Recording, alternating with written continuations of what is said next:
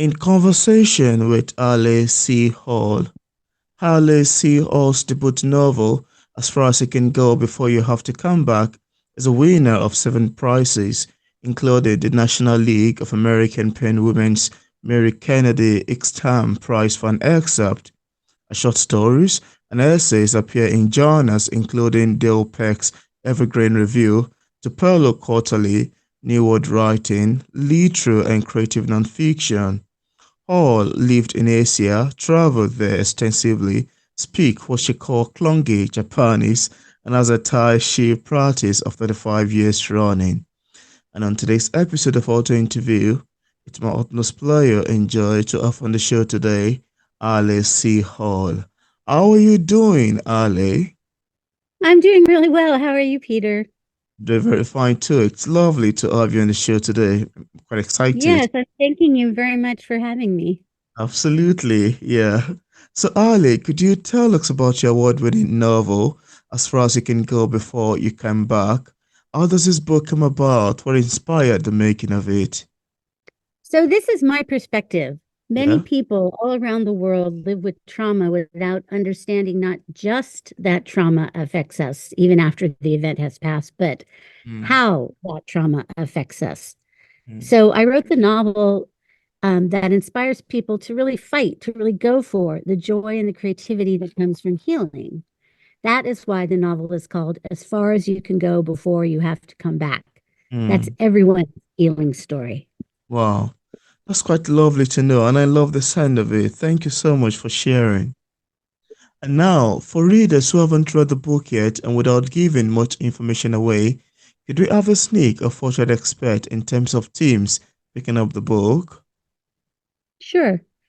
I would say the primary thing is hope for the Mm, survivor and for anyone that loves or cares about a survivor.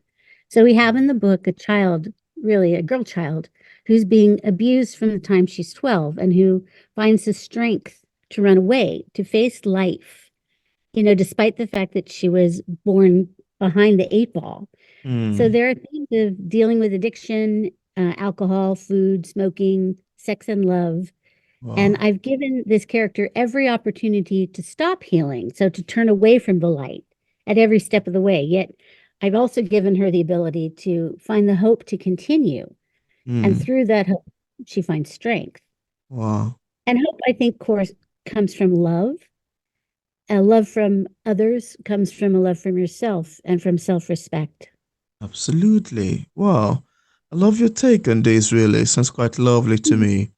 And now, Ali, what is it like to share with anyone who cares to read the story of being an insect survivor?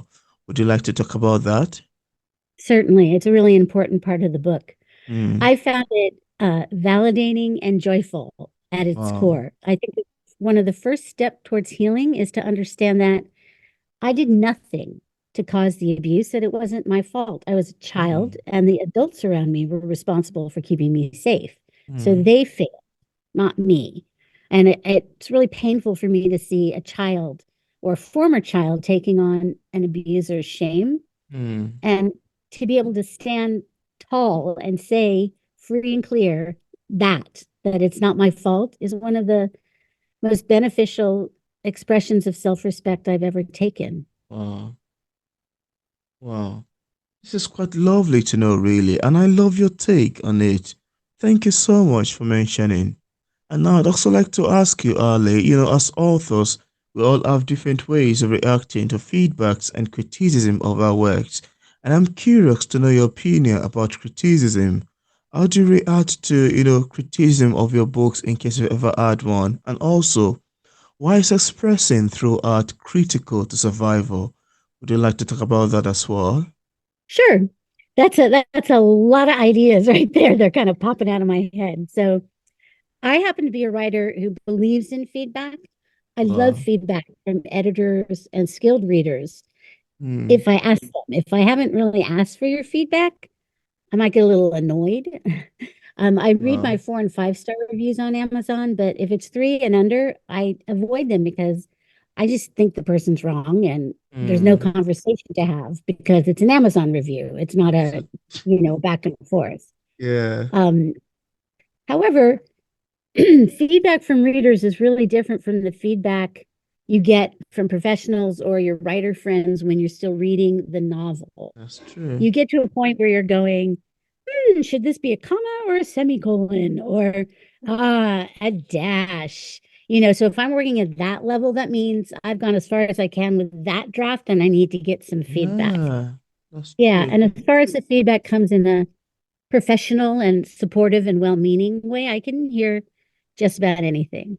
Hmm. Wow. This is so lovely to know. I love your take on this. And now let's talk about inspirations and ideas, which to me have been very surprising about our authors, sit there and craft long sentences, they make paragraphs, they make pages, they make chapters, and etc. And this always leaves me thinking about how exactly did they got the idea to put this words together. Now, as far as writing is concerned, I'd love to ask you too, Ali. How do you get your inspirations and ideas? Where did they come from? I spend a lot of time. It might look like I'm staring out a window or something or watching people in a cafe, but I'm observing life. Wow, And I find life full of fascinating people and wow. experiences. And I think as long as you're in a physical place where geopolitical events aren't coming between you and Mm, normal life, yeah, if you keep your eyes and your ears open, the ideas don't stop coming.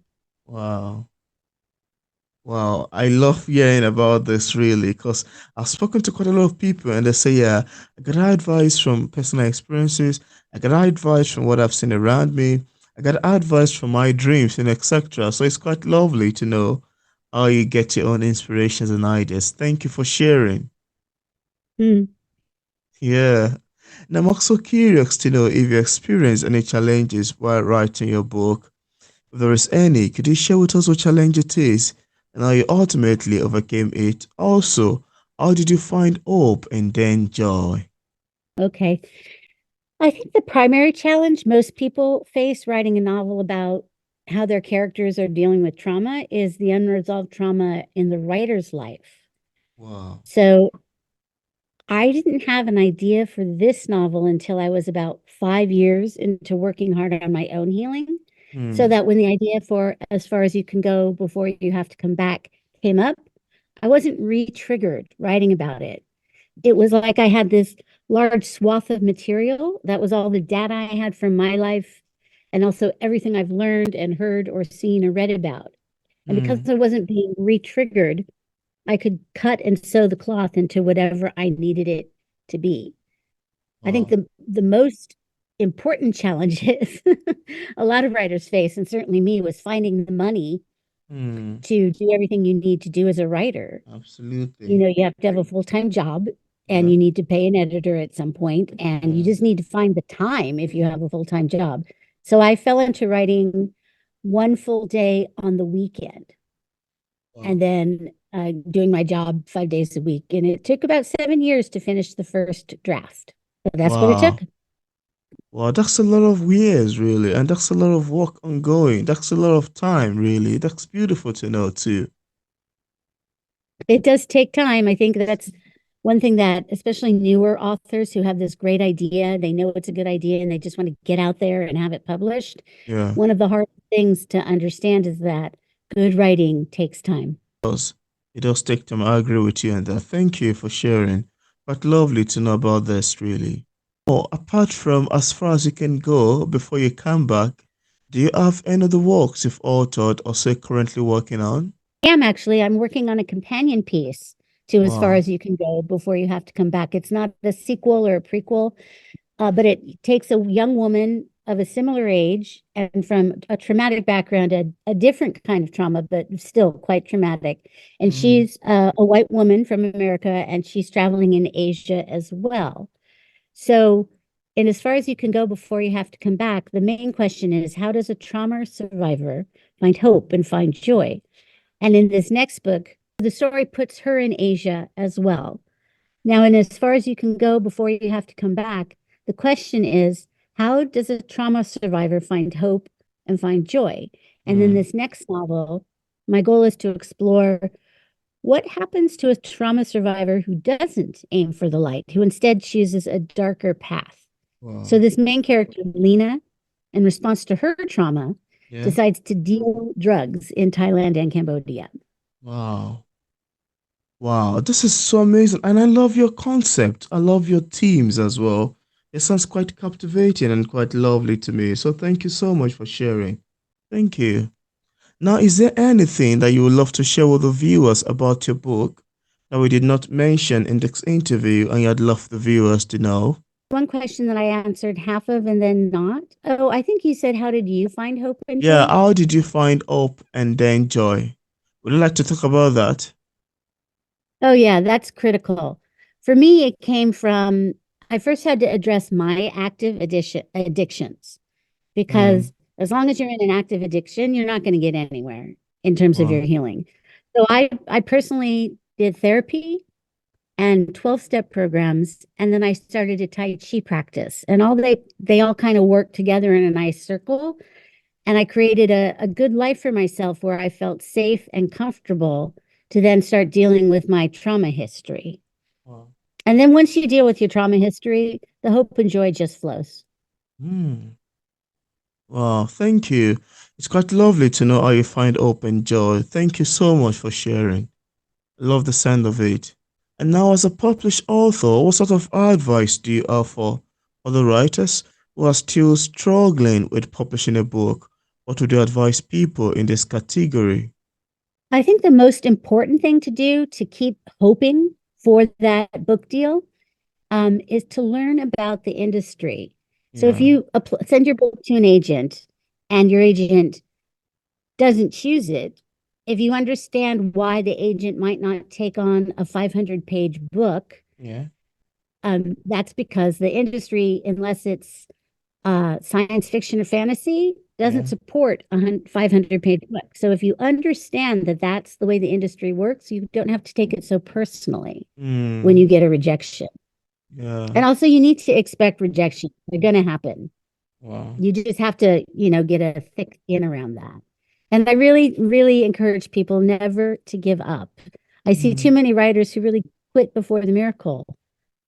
It's important to be aware of what you can do in your own life to take yeah, part in your own miracle. yeah. That's true, really. Thank you so much for your advice. I love the sound of it, and I'm hoping that viewers would love to utilize it. Thank you so much. I love the sound of it. Now, would you like to read a short section of your book to the audience? It could be your favorite line, your Oh, favorite page, or even a favorite paragraph if you'd love to. I'd love to read something. This is one of my favorite sections. It's called Crashing. Waiting in the kitchen for the water to boil, I flashed to a different time in my life that my family was at the beach. In this memory, I was 9 years old. My father was taking pictures of me, and I felt like a movie star. My Mm, cover up was lifesaver green with inch wide shoulder straps that I loved the color of, crisp white. I played catch with my brother and sister, but for once, I was the movie star. My mm, straps slid pleasantly back and forth as I dove for the ball. We bought it at the drugstore, the ball, along with my father's film and the juicy fruit gum that would fall out of the pack and to the bottom of my mother's purse. mm. I was sure that mom knew when I snuck the flat foil wrapped sticks from between the pennies and loose cigarettes. The Wow. gum never tasted only sweet. It always had tobacco flakes in it. Mm, The kettle began to tremble. I remembered that the sand between my toes felt scratchy, a grown up feeling, almost painful, but mm, even that rough sense pushed me toward beauty. The air smelled exactly the way beach air should, like waves crashing. The wind held just a touch of sunscreen. My father's fancy camera focused on me, and for once I loved the attention. I was beautiful, a movie star. I was green. I was mirth. I was everything they wanted me to be. My shoulder straps had a round white button on each, a big, round white button. At the kitchen, the kettle shrieked as loudly as my mother ever had. That one moment God invited me to let in what my father would do with the pictures once developed due to his body while watching mine. And my hand reaching for the kettle shook because I'd brought back the button and the ocean and the waves. The waves. crashing. Wow. Wow, that's so amazing. And I love the sound and the tone of a recitation. Plus, knowing that the book is written in the first person narrator's point of view, too, makes too for an interesting discussion. Keeping us together, Yeah. yeah, the tone of the protagonist is the one telling the story. I love the sound of it. Thank you for reading it. Now, in case we have some viewers who are currently listening to this interview, I would love to get a copy of your book. What platform is it available on for purchase? Well, my favorite place to shop is my local independent bookstore. So if yours doesn't carry as far as you can go before you have to come back, you can always order it because the major book distributors do carry it. And of course, it's on Amazon and the usual e-retailers. And I left a link in the description part of this interview where interested viewers can get a copy of Ali All's book directly on Amazon and also another platform. So thank you so much, Ali, for accepting the invitation to be featured on P English Literature. It's awesome having this conversation with you. Well, it was lovely, Peter, and thank you so much for doing all this work to bring writers who aren't famous to the attention of new readers, perhaps. I really Thank am grateful. Absolutely. It's my pleasure as well. Thank you.